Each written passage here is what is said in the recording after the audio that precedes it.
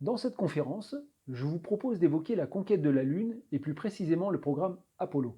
Alors ok, on connaît tous un petit pas pour l'homme, un bond de géant pour l'humanité, on connaît les affronts que l'URSS a fait subir aux États-Unis avant que Neil Armstrong se pose sur le sol lunaire, on connaît la semi-tragédie du programme Apollo 13, tout ça a déjà été vu et revu dans différents documentaires. Alors moi j'ai choisi d'aller un petit peu plus loin, d'aller un peu plus du côté de l'anecdote, du détail, des relations humaines aussi, qui ont émaillé ce programme Apollo. Dans un premier temps, je vous expliquerai pourquoi l'espace est un milieu si hostile, pourquoi il a été si difficile d'aller sur la Lune et d'en revenir. Alors vous le savez certainement, il fait froid, il n'y a pas d'air, mais ce n'était pas la seule difficulté qu'il a fallu contourner, il y en a eu de nombreuses. Donc je vous parlerai de toutes ces difficultés que les ingénieurs et les astronautes ont dû résoudre avant de pouvoir crier victoire. Dans un deuxième temps, je vous parlerai des détails. Alors il y a des détails qu'on ne voit pas, mais qui sont là pour une certaine raison, donc je vous parlerai de ces petites choses-là.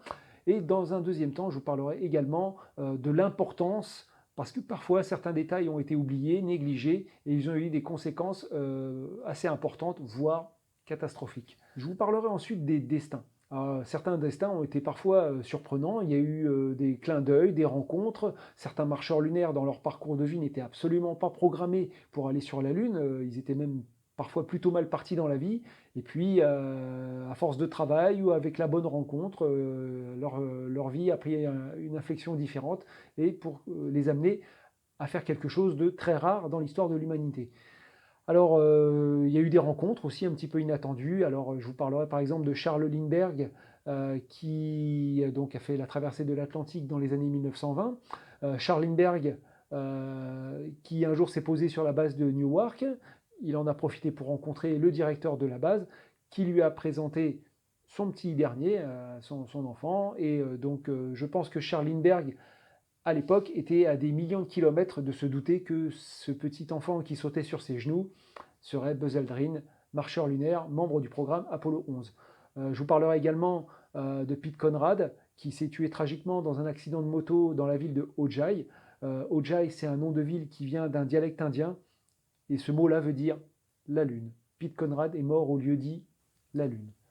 Et dans un quatrième temps, je partagerai avec vous quelques blagues, quelques petites looses, quelques moments de solitude, quelques private jokes, comme on dit, les fameuses petites blagues qu'on se fait entre collègues au bureau, sauf que celles-ci n'avaient pas lieu à la salle des photocopieuses, elles avaient lieu sur la Lune ou devant des centaines de millions de téléspectateurs. Donc je vous parlerai de ces petites anecdotes qui sont restées parfois cachées pendant quelques années. Voilà, donc si vous voulez en savoir plus, je vous propose qu'on se retrouve sur le site albireu.fr, sur ma page Facebook Albireu ou sur le compte Instagram Albireu. Et n'oubliez pas de rêver.